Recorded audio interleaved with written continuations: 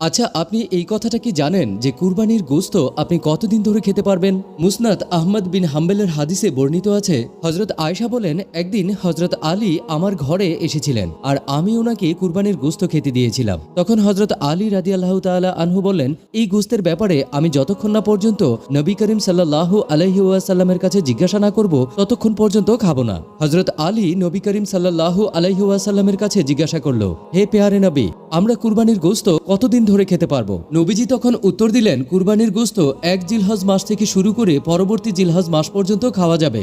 এর মানে হলো কুরবানির গোশত পরিপূর্ণ 1 বছর ধরে সংরক্ষণ করে খাওয়া যাবে। তারপরেও এখানে একটা কিন্তু আছে। নবীজি বলেন, কুরবানি দেওয়ার পর কুরবানির গোশত গরিব, মিসকিন, দুস্থ মানুষদের দেওয়ার পর, আপনার গরিব আত্মীয় স্বজনদেরকে বিলি করার পর যতটুকু আপনার অংশে থাকবে ততটুকু আপনি সারা বছর সংরক্ষণ করে খেতে পারবেন। আল্লাহ আমাদের সকলের কুরবানি কবুল করে নিন। তাই কমেন্ট বক্সে